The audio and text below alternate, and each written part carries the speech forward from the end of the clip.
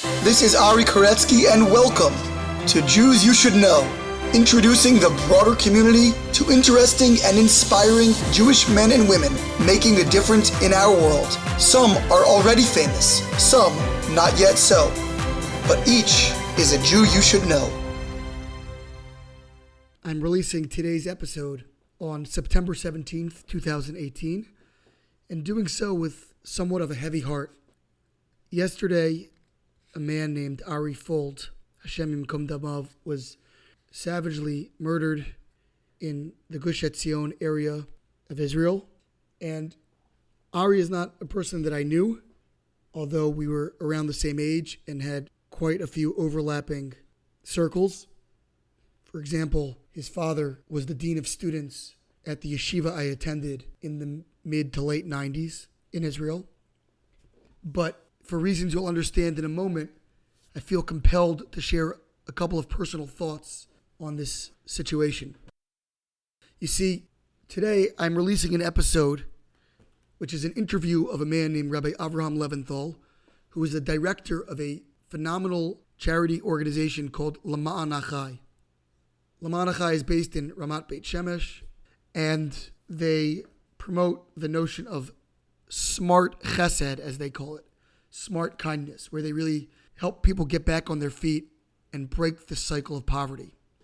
Well, on the particular morning that I was going to interview Rabbi Leventhal, I had a number of other interviews. So it was a very stressful day. I started out by taking my rental car and going to Nofi Alone, where I interviewed Racheli Frankel, a person who I believe is an absolute hero in the Jewish world, the mother of Naftali Frankel, Hashem Yimkom Damav, one of the three boys murdered in July of 2014, kidnapped along with two compatriots. And I desperately wanted to interview her for quite a long time and finally had the great privilege of doing so. So I ran over to her home, had that interview, which is very emotional, quickly jumped in my car and drove over to Gush Etzion, probably not far from where Ari Fold was murdered. Interviewed a wonderful woman named Rachel Moore, whose episode I will be releasing at some point in the near future. Rachel is the founder of Hub Etzion, the first co-working space in the Gush, in that part of Israel, modeled after WeWork approach, doing incredible things for business and entrepreneurship and innovation in that area. And then I ran over to Ramat Beit Shemesh to interview Rabbi Leventhal along with one other person. And the other person I was meeting at the L'maan Achai headquarters is where we made up to actually do our interview. Once I was going to be there anyway to interview that director, was Hillel Fold. Hillel Fold is a major figure in the tech industry in Israel, a vlogger, very plugged into the whole entrepreneurship scene, the whole startup nation scene in Israel. And he's also the brother of Ari Fold. And again, I met him at the headquarters of L'maan Achai. So the very interview I was planning to release for some time now, this morning, was conducted in a place where moments before that, I interviewed the brother of this man who I discovered just yesterday had been brutally murdered. Something very, very striking about that connection that I couldn't ignore and needed to share. And yet, it goes even beyond that, because on my way to Ramat Beit Shemesh, right outside the city gates, I had a very frightening incident where I was a little bit lost and I was rushing from interview to interview.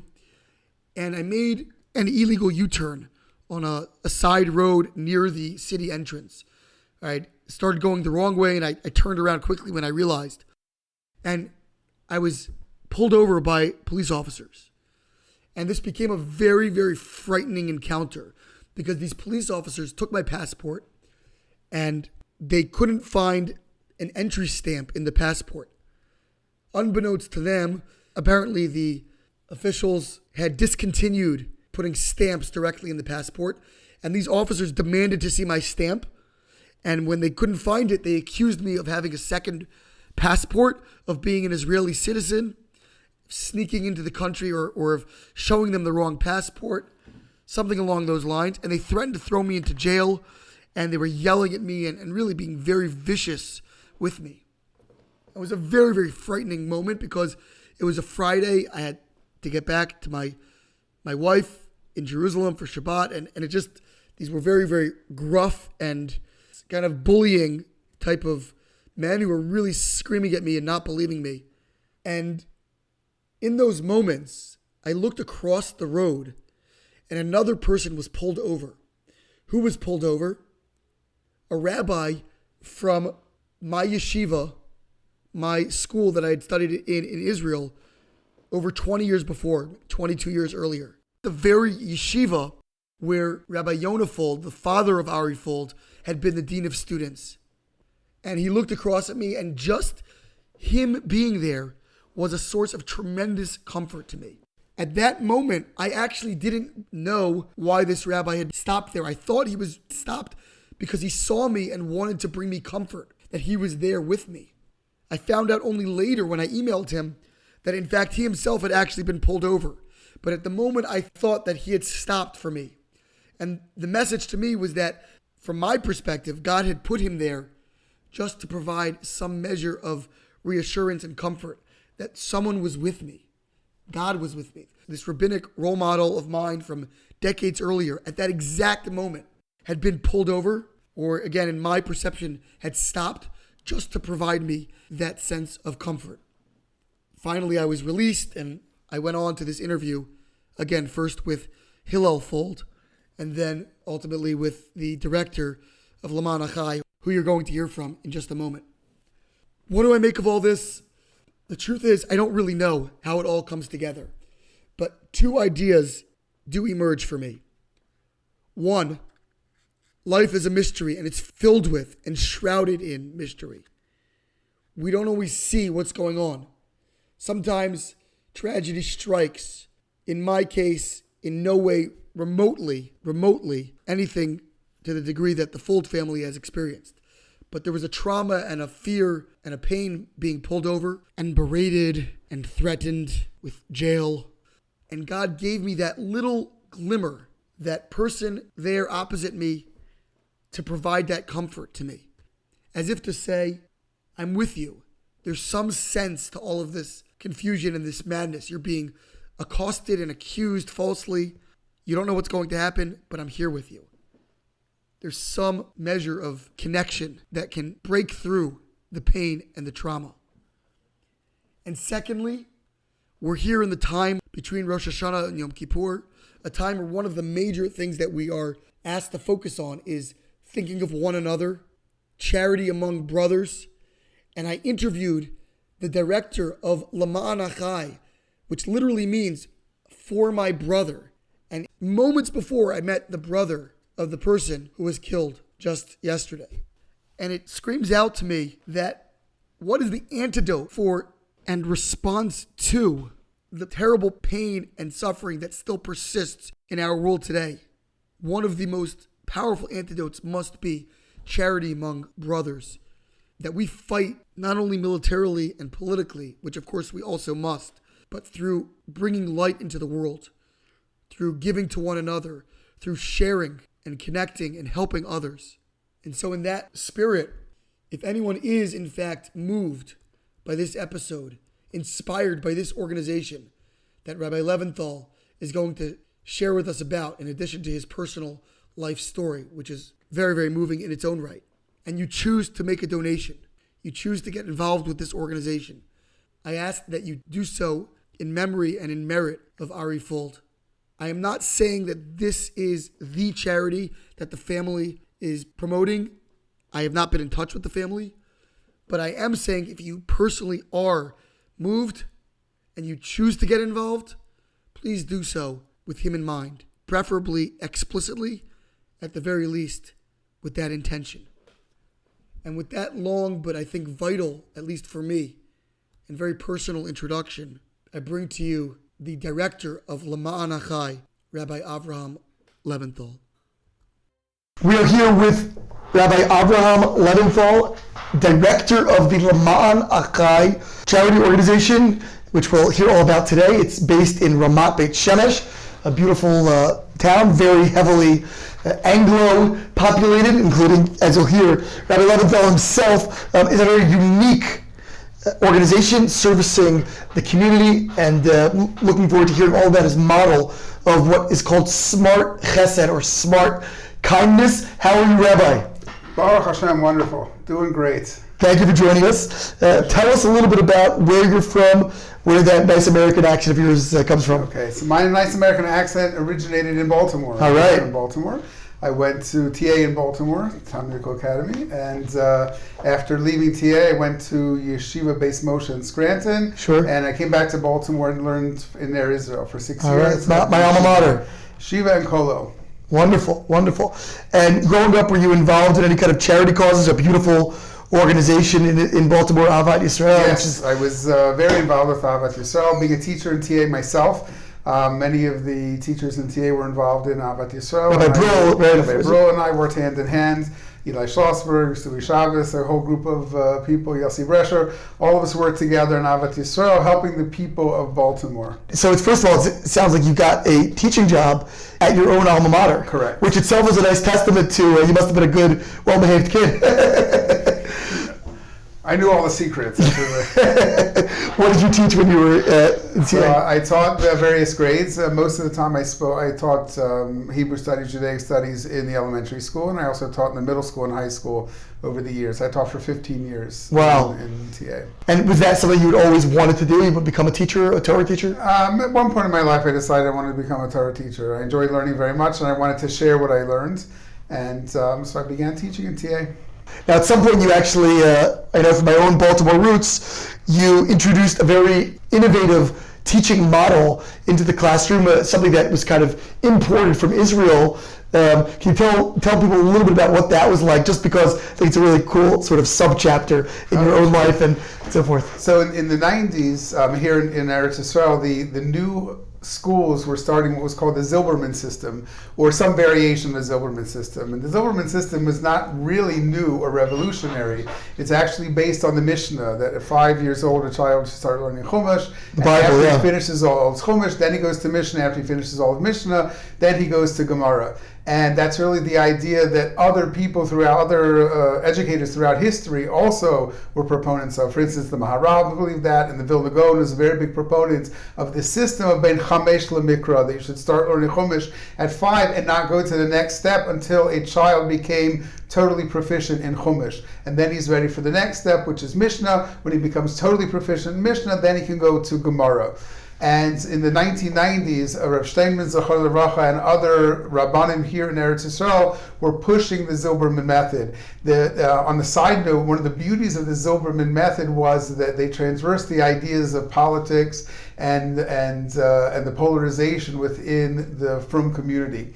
Because there was no takanon, there were no rules in the Zilberman schools. If you wanted to come and learn the Zilberman system and you followed the rules while you were in the school didn't care much about what your family looked like outside. Which is unfortunately not necessarily like the system in a lot of the religious communities in Israel, where there's a lot of sub-specialization, sort of niche down each school for a very specific sliver of the society. Correct. And the Zilberman family continued to expand. They started in the Rova in the Old City. With their cheder, which continued to add grades as they needed. And there were other Zilberman systems that opened all over Eretz Yisrael in the former Gush Katif.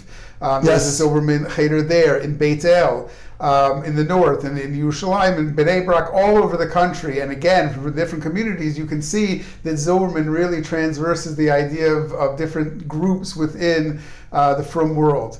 And it's really the idea of learning and getting learning and becoming proficient in learning, and that a child, by the time he comes to be 15 years old, he's ready to start mastering Shas and other parts of learning.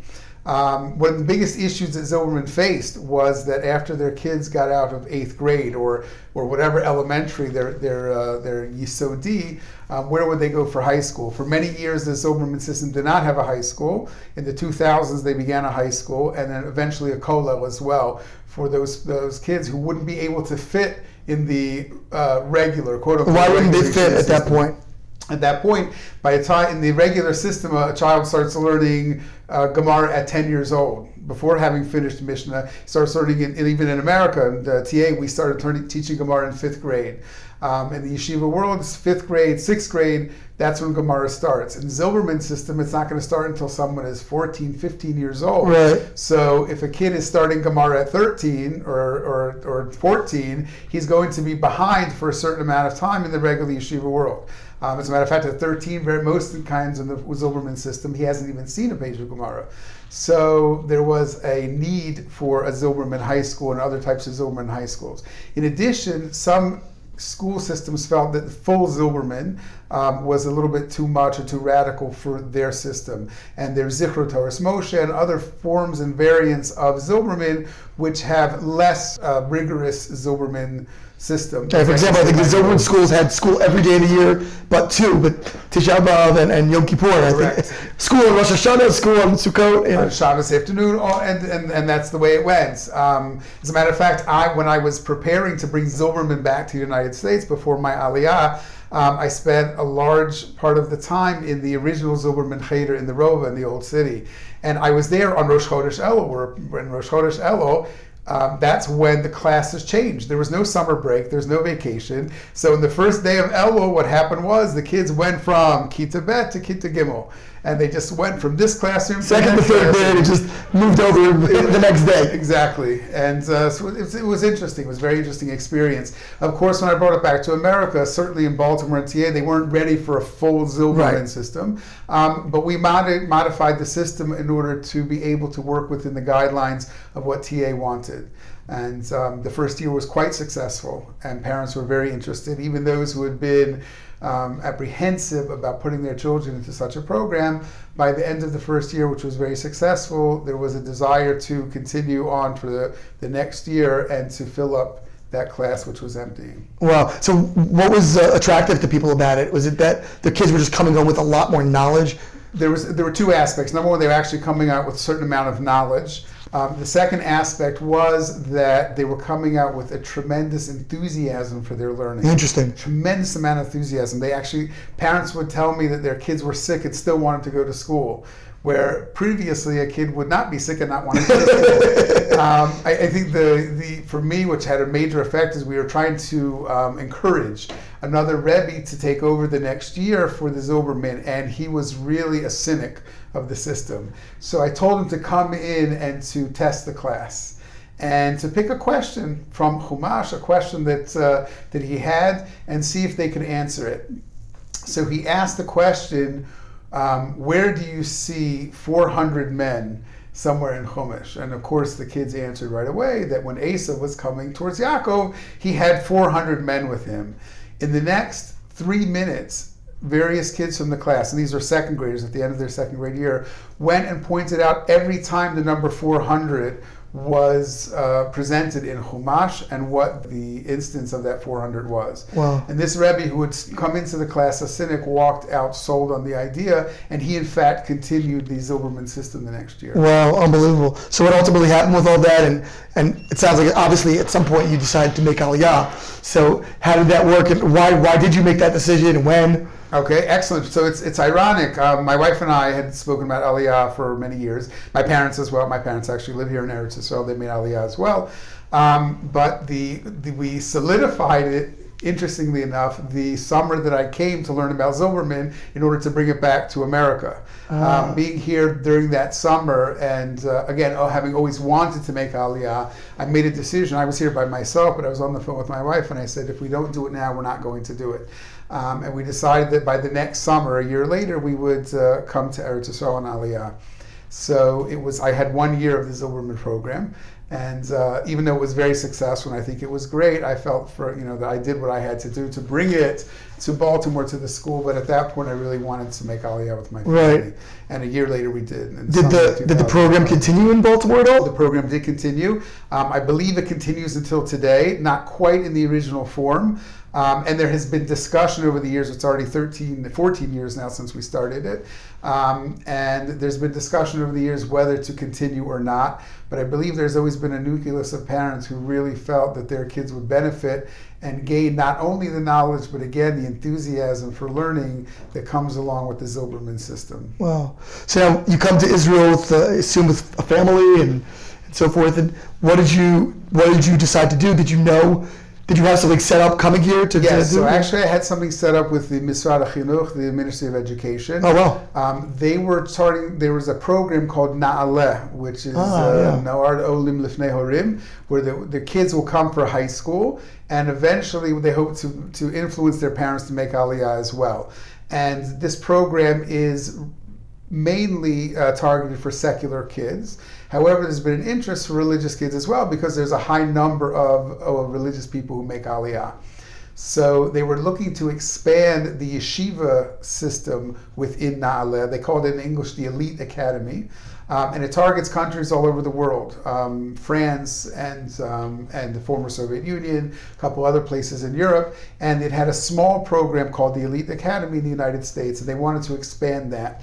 And I was hired to be to oversee the program with whatever yeshiva they were going to do here in Israel. And I, in fact, started with that the first couple of weeks after Aliyah. And like many things in Israel, there was a tremendous cut in funding, 30%, to the point where that Elite Academy program had to scale back even beyond their original numbers. And I was looking for something else. So within weeks. Within weeks, probably within a month. That must have been devastating. Come on, set up with a job, and then you're out of work. I knew that could happen, so I made some contingencies. Plans. The contingency was to go into the high-tech world. And I actually retrained in high tech. I became a technical writer. Oh, okay. There's a company, RightPoint, which trains technical writers and actually does job placement as well.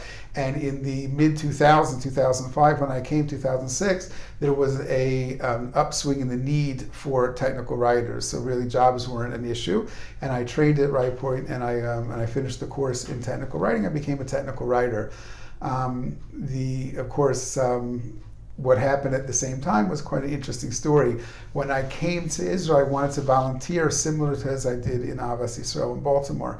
And I was looking for an organization, and there was a small grassroots organization not too far from my home in Beit Shemesh called L'maan Achai. And I decided to get involved with L'maan Achai. And it was very small at that point.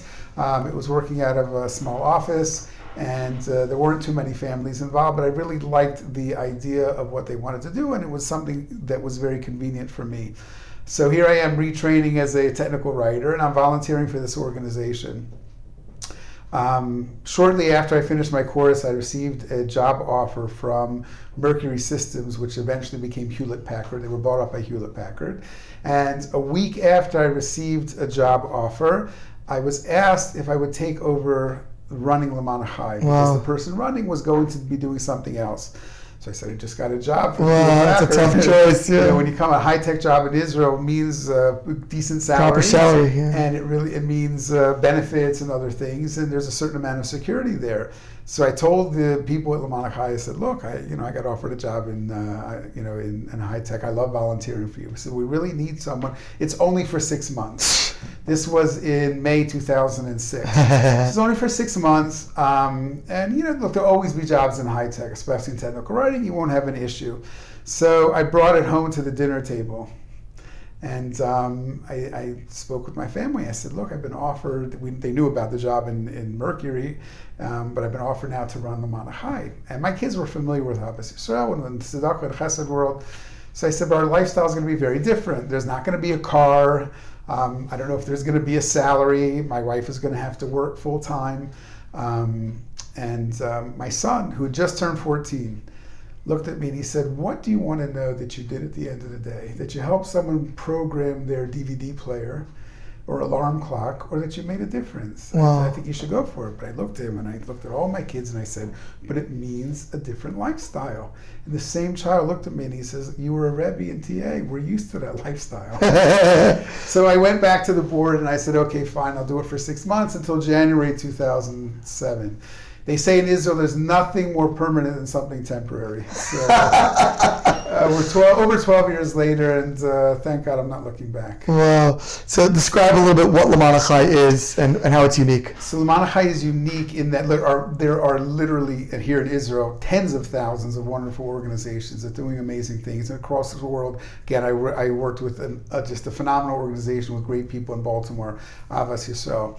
L'maan Achai's goal is really to bring people through and out of crisis. It's not a Band-Aid, it's not a handout, okay, it's a hand up. All of those miliot, as we call it in Hebrew, all the stopgaps to keep a person from achieving financial and emotional independence and security, that's what L'maan Achai addresses. It's a comprehensive, a holistic approach really to get out of poverty. And poverty is not just not being able to put food on the table. Poverty means a social stigma. Poverty means possibly domestic abuse. Poverty means depression. Poverty means a lot of things that come along, marital strife. All of those things are the byproducts or sometimes the causes of poverty. And what L'maan Achai does is looks at the big picture and takes the family in. Well, we do an intake, which would be like a triage in an emergency room. What are the needs of the family? Why are they not making it? What are the issues? Are there issues between the husband and wife? Are there issues with the children? Are there issues with financial management? Are there issues with debt? All of that is addressed by the team at L'maan Achai. And the team includes a social worker, which in Israel is a case manager, not like a government social worker. It's more like a therapist or a psychologist who oversees the family. There's a financial counselor who looks at the financial situation. There's a legal rights person who makes sure that they're getting everything they can from the government. There's someone who, if there's debt issues, we have a gemach, we have an interest-free loan program. But in addition to that, we go and we speak to the banks and the electric company and the telephone company and whoever might be holding as a debtor to the family and holding the cloud over them, try to work out some type of arrangement. In addition, there is job counseling, employment counseling. We at any time we have dozens, if not scores, of people who are retraining small business development. One of our families, our successes, was just recognized as one of the fastest growing small businesses in Israel. Wow. And it's just a tremendous thing. They've been interviewed on an Israeli TV, and they were just interviewed on an Israeli television show that goes international because it's literally a rags, not quite to riches, but certainly to being able to sustain themselves story. And that's what L'maan Achai's goal is. L'maan Achai's goal is that we should break the cycle of poverty. One thing that we're extremely grateful for is that even when an organization can help on the parental level with the poverty issues, very often the next generation, the second generation, has already been affected by that. And their life choices are very much influenced by what they grew up in. To the point that in the world at large, 75% of second generation children of impoverished families grow up impoverished, and they start their families that way. We're very, very grateful here at L'maan Achai. 80% of our families are self-sufficient. Wow. That they start off their family life when they get married, when they create a home, that they're able to be financially independent, either because they've gotten the education or the financial management that's required to balance a budget in a house. Wow, amazing. So you would say that the primary distinction between, let's say, another organization that would be giving out food and things like that is that you're really kind of reframing everything for a family and doing a sort of a holistic treatment of them, and you're addressing the debt or you're addressing the financial insecurity or scarcity, but in a much more comprehensive fashion, in a way that's, as maybe proverbially teaching them to fish. Right. So it's interesting because what happens is in a family that's learning how to fish, we know the adage that if you feed a man a fish, you fed him for today. You teach him how to fish, you fed him for life. I add two clauses to that. Number one, you need to feed them while they're learning, lest they starve.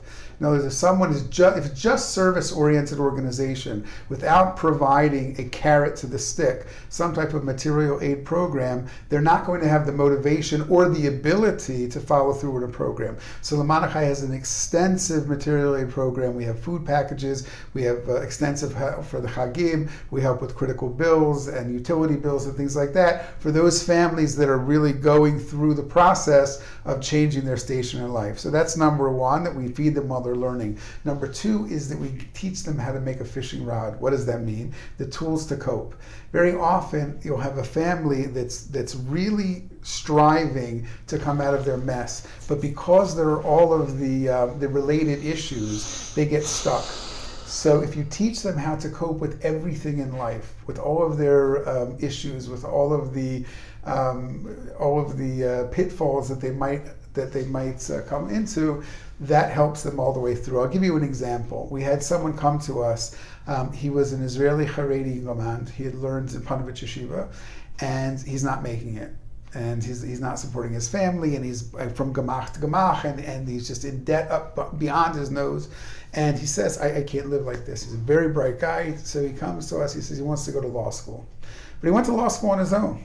That's right, he did that on his own. He went to law school. His family almost disowned him. I don't think they sat Shiva, but it came close. Even his wife, who said, I married someone who was going to sit and learn, was not very happy, although she understood the difficulties in the financial burdens they were carrying.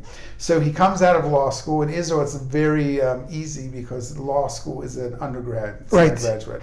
So he came out of law school. He has some debt. And he starts looking for a job. So he goes and he's offering himself. Here he is, a tenderfoot right out of law school, a little bit naive to the ways of the world. And he got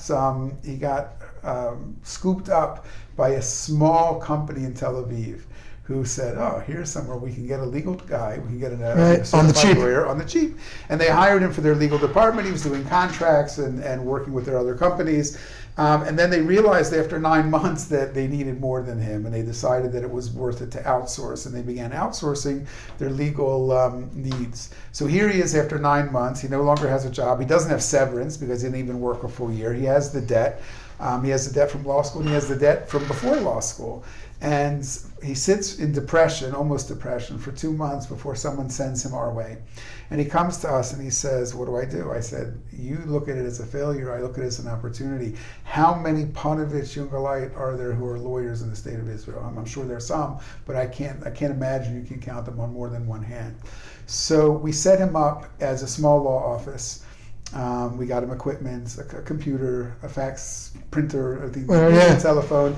So rented a small office, and we started an advertising campaign for him that he was going to be doing contracts, real estate stuff, a notary. By the way, notary in Israel is different than America. In America, notary is $2, if they even charge. In Israel, it's 140 shekel, so that's a significant amount for a notary. And it's actually going well. And I made the following deal. I said, if in 18 months you're still in business, so everything that I gave you is a grant, and you do what you want to pay us back, that's I'm not going to charge you. If within 18 months you're out again, you're not working, then I want you to give me back all the equipment, and everything else is a write-off. And he starts, and it's going very well. He's actually getting contracts, and he's getting requests for notary, and about 3 or 4 months into the process, everything comes to a grinding halt. Why? His wife says, you're working 40, 50, even 60 hours a week. Why are we still in debt? Again, there's a naivety there. She doesn't realize there was a law school debt, and there was a pre-law school debt, and there's 2 months of not working. And so because we have a holistic, a comprehensive approach, we have the professionals who can work with a couple. We have a free loan fund that can consolidate a loan. And all of his debt was consolidated into an interest-free loan. One interest-free loan, yeah. And it took a couple of months of some intensive therapy and some financial rearranging, but he was back on his feet again, and he's working. Fast forward several years, he's now working in a firm in Ramat Gan, and with experience now, and he's making a very good living.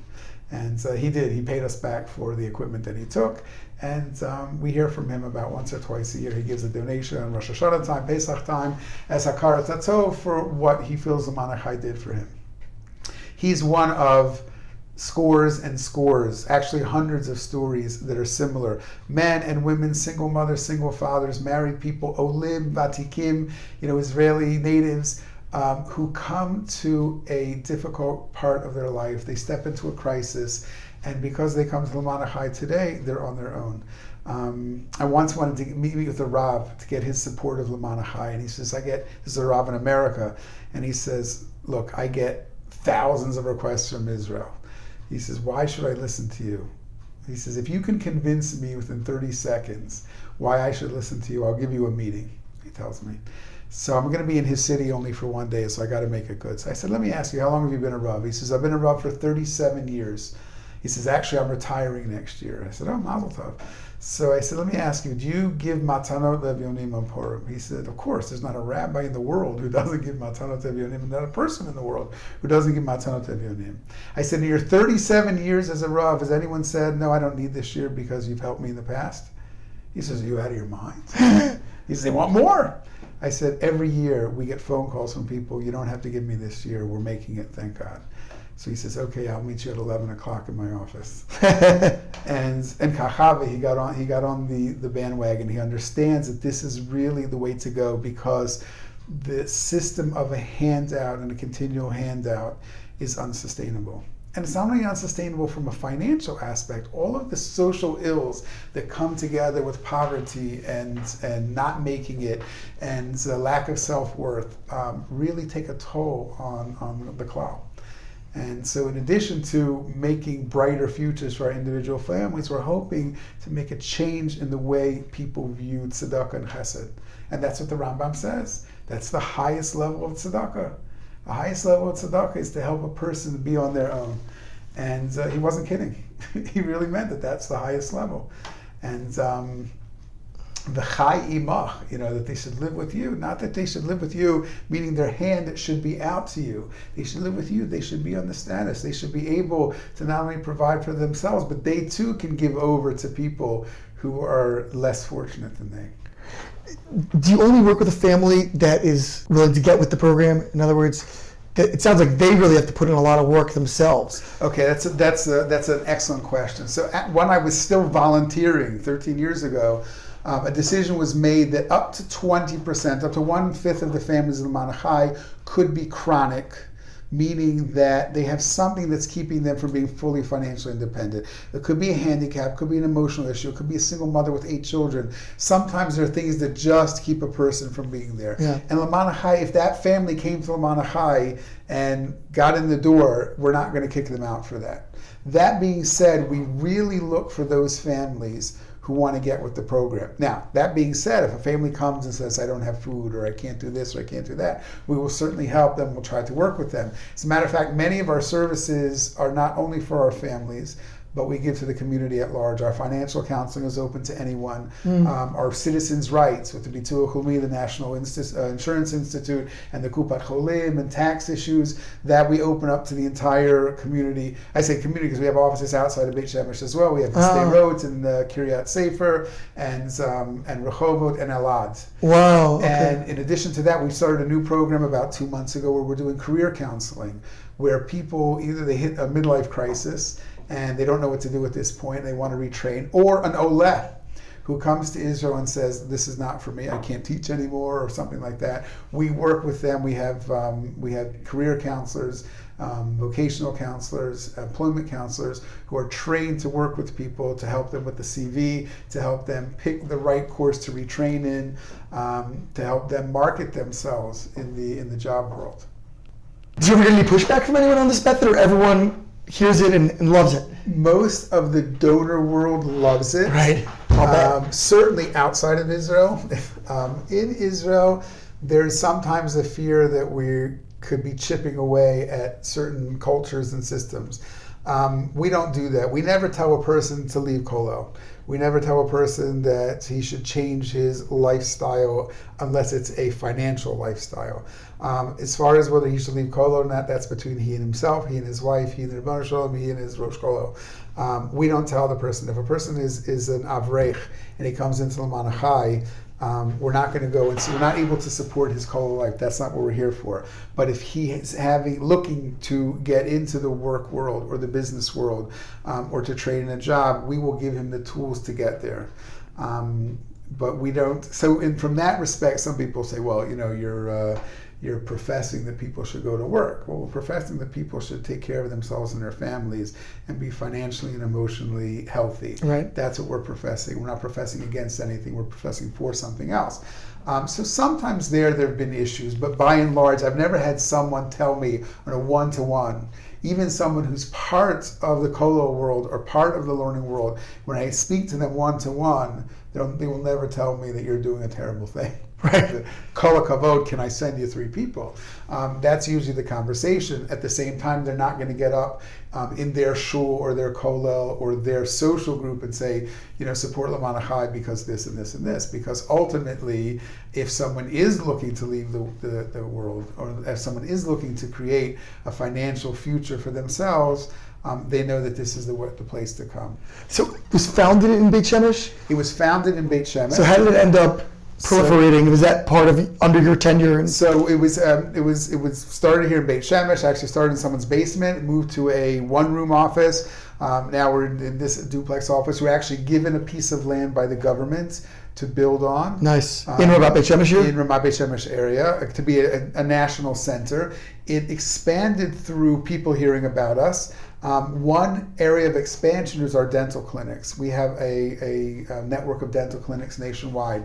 People always ask me, well, how does that fit into Smart Chesed, a dental clinic? Right. So I tell them that you have to know that there is no dental insurance for adults in Israel. Children have dental insurance. Really? But the Kupat Cholim, the health funds do not cover dentistry. So adults do not have dental coverage. So if someone cannot pay their bills, the last thing on their mind is going to a dentist. Sure. So there are health issues that come with not going to a dentist. And secondly, if we're getting people into the job market, if they're not going to smile, they won't get a job. Literally, there are people whose teeth are so bad they wouldn't smile. So if they are able to avail themselves to our dentistry, and one of our 5 dental clinics, that helps them in the job world. And we've heard it from not only the employees, but the employers, that it makes a difference. If I see someone's not going to smile, there goes the interview. So that's how we've gotten into some communities. We were approached this past week, actually, right before the rockets fell. I had a meeting with the mayor of Sderot. Sderot offered us 3 years ago a free building, free rent, free building, to open up our services. And we started with our dental program because that's the easiest way to get people in the door. And he's very impressed by what we've done. He's very impressed with L'maan Achai. He called us to a meeting this week. And he wants to greatly expand the services we do for Sderot. The Sderot offices serves not only Sderot, but the whole southern area, the 14 communities that border Gaza, Ashkelon, Yerucham, Netivot, Beersheba, Kiryat Malachi, all of the families that live in the southern area of Israel avail themselves of L'maan Achai services in Sderot. The office in Beit Shemesh is mainly Beit Shemesh, Ramat Beit Shemesh, and the Mata Yehuda, which is the area around. And again, there's an office in Kiryat Sefer, there's an office in Elad, and a satellite in Rehovot, which is only dentistry. And all these are funded from the single center, or each one is responsible to raise funding locally? So the L'maan Achai funds here in Beit Shemesh and in Sderot. Kiryat Sefer is partially funded by L'maan Achai, and there's also a partner. We have a partner of another organization that helps us there. Elad is totally self-sufficient. Wow. They're under the L'maan Achai banner, but they raise their own money for Elad. And they have their own director and everything? They have their own office, they have their own director. Again, they're under our umbrella, they're under our licensing. And Rehovot also has its own, because Rehovot's a total satellite, is a separate entity, but again under the L'maan Achai banner. Wow, amazing. Is your dream to kind of continue proliferating this around Israel? Yes, and because we get requests for it. We get requests. Now, the idea that we've come up with, and we've been working on for the last about 2 months, is that instead of opening up an office, which just is an expense of a building, not everyone's going to be the mayor of Sderot and say, here's a building. I mean, this week he said, okay, this isn't enough, I want to build you something else. I mean, Sderot is really, really enthusiastic about what we're doing. And other cities are as well, but other cities are, what can you do for me? So we've come up with the idea are mobile units, that we would have a mobile unit that would come to a particular city once a week. On a Tuesday to this city, Wednesday to that city, Thursday to that city, and the mobile unit would be a financial counselor and a caseworker that would deal with X number of families in cooperation with whatever municipality division there. It could be the welfare department, it could be the education department, it could be the mayor's office, and we're looking now to branch out to 2 or 3 more cities with the mobile units. Wow, amazing. How do families hear about you or get put in the system, so to speak, or is there a screening process? I'm sure there is, but is the rabbis referring? So we have rabbis referring. We have rabbanim who are very actively involved. both here in Israel and even the United States. I get calls from Rabbanim in America who say that someone came to my office in my shul in Baltimore, New York, Los Angeles. Can you help them? Really? So we get that every once in a while. Rabbanim here locally, friends, neighbors. Every once in a while, the Department of Welfare in a particular city will also come to us. And when the most preferable is when the people come on their own. Again, we advertise as part of our PR, of course, as fundraising, and people want to know what we do. And there's a lot of word of mouth. We had a person some years ago who, again, he was an Avrech and he wasn't making it. And he wanted a kosher way of getting into the work field. So he came to us and we helped him through another program. We worked together with Karen Kamach, which is another program, and we helped him and his family throughout. And over about 13 months, 14 months, he's finished his course, he started working. So everything changed. He was working for a high-tech company, so now he has a car. He's the only person in his building with a car. Right. It has the emblem of his high-tech company on it.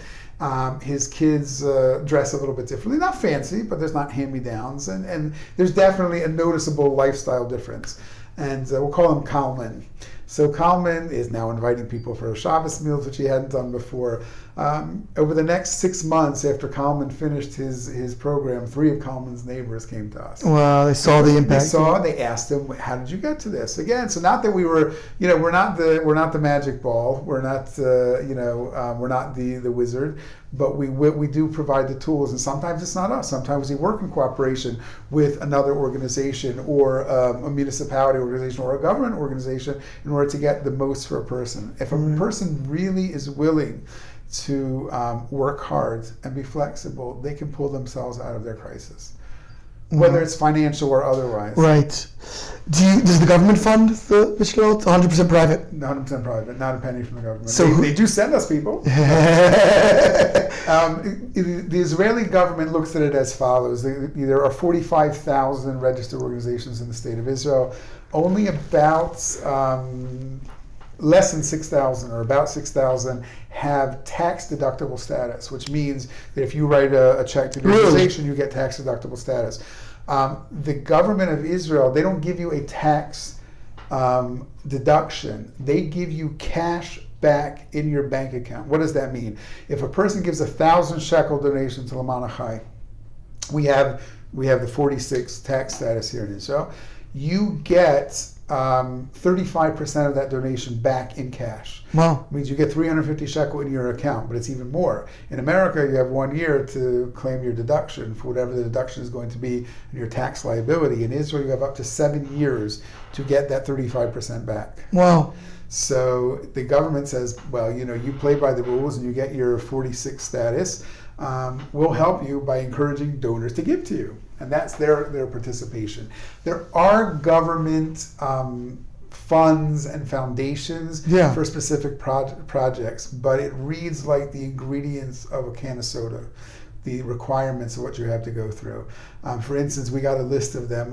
If you have Ethiopian families that made aliyah in 1984 and they're between the ages of 48 and 52 and have children in the X ages, and then you are entitled to 5,000 shekel per family. In order to prove that, you have to hire an accountant or a bookkeeper to go ahead and prove all the documentation. By the end of the day, you'll find that you have 7 people out of your whole family list that might be eligible, and you spend 100,000 shekel to get 35. So the government, they do have grants and they do have programs. They're working more on that. Really, the Israeli government has taken lead from other countries that know that the private sector can sometimes do it better. So there's been movement in that way. And again, they gave us a piece of land to build on. That's the easy part. The building is a more. Got to pay for the building, right? But that's also a help that we're very, very thankful for and very appreciative of, that they recognize what we're doing and they want us to have, instead of having here, there, and everywhere, they want us to have a national center. So who's responsible for the fundraising? Is that you? Is that your privilege? So I'm in charge of everything, but thank God I'm not the fundraiser. I do fundraising, but I'm not the main fundraiser. We do have a fundraiser who's in charge of that and meeting our budget and developing new donors. We were very blessed with the first 2 donors for our building actually approached me Wow. I didn't have to go to them, and a significant amount to build, almost a third of what we need to build. Well, Again, because they've seen from a distance what we've done over the past 10 to 12 years, and they became very interested in L'maan Achai, and they want L'maan Achai to be able to make a bigger impact by having a building, by having more services, everything under one roof. Some of our programs, as you see here in our office now, have to be outsourced to other places because we don't have the room. So this would enable us to have the room, to have everything under one roof, other than the local offices in other cities. Right. Well, and just in closing, how has all this impacted you and your family? How is it? What has it done to your life? And kind of imagining the alternative path, having, if you had worked in high tech and kind of gone that conventional route. So that's a great question. The truth is, I wake up every day and I thank Hashem for the ability to be able to do that. Number one, I work with an amazing group of people. These are all people, some of them were in the private sector as financial counselors and psychologists, and they literally gave it up, and they're getting a charity organization salary in order to help other people. And these are really dedicated, idealistic people, and it's just a privilege to work with them. We have a core nationwide of over 350 volunteers. And again, these are dedicated people. So for me, it's been a godsend. That again, like my son said, I don't get up knowing that I help someone program their DVD player. I help them change their life. Maybe program their life. And it's not me, it's a team. It's, I'm just a Kli with a group of people who are really dedicated, and we have partners worldwide. Those people who give their meiser and tzedakah to L'maan Achai because they want to see results. Leverage. Yeah. It's leverage. I tell people it's like if we were, if we were an investment, people would run to invest. An IPO, I said, because of our return on investment. The average family literally takes, a family on the dole literally takes hundreds of thousands, if not millions of dollars from the Jewish community at large in order to survive. Put food on the table, to pay their rent, to make a wedding. We invest $25,000, sometimes a little bit more dollars into that family, and generally that's it. Because the next generation is also financially independent, and that family is set for life. That's not to say that they're not going to slip back. That's not going to say that something's going to happen, that they're going to need our help again. And there are things that happen in people's lives, even professionals. And that's why we're there. Sometimes it's a safety net. Yeah. And we had that with families who, again, we had someone who was a volunteer, and he was a donor of ours. He came knocking at the door. He was diagnosed with a serious life-threatening illness, and he couldn't work anymore, and he needed guidance. And so we worked together with him from the medical standpoint. We hospitals around the world, working with his employer, and in order to make sure that he had a safety net while he was going through his crisis. Well, incredible organization that, as I mentioned, I've been reading about for a long time, and really wanted to drill down and understand what smart chesed is all about. Tell people where they can learn about it, if they'd like to donate, if they'd like to just import it to their own communities, or just generally read about what's going on in this great organization. Great. So we have a website, 2018, we have a website, www.lemaanachai.org. I'm not sure it's a website people could spell. So it's L'maan Achai, LEMAANACHAI.org. The website is very interactive with a lot of information. I come to the United States and Canada periodically to speak in communities, not only, again, to present L'maan Achai, but to help communities themselves who want to start that. We were invited about 8 years ago by the Orthodox Union to help them with 5 seed communities, tzedakah and chesed projects in their community. I was invited to Muncie to help a shul there that wants to start a L'maan Achai type of organization. I'm going to California later this year to do the same thing. Wow. So I'm available to do that. Again, we're on the same team. If we can help someone start a L'maan Achai type of organization, we've done it here in Israel. Not always is it starting another organization. Sometimes it's helping someone in their community. Again, why reinvent the wheel? Why double resources? If someone's doing the job there, we're more than happy to help. Very good. Rabbi Avraham Leventhal, thank you so much for joining us. Pleasure. This has been Ari Koretsky on Jews You Should Know. Please visit us at JewsYouShouldKnow.com and subscribe at iTunes, Stitcher, or wherever you consume podcasts. Find us on social media at Jews You Should Know. If you'd like to become a supporter of this podcast, we would greatly appreciate that, and you can do so by visiting patreon.com. That's patreon.com/JewsYouShouldKnow. Finally, if you have enjoyed this podcast, please leave us a review so that we can continue to grow and introduce many more people to Jews You Should Know.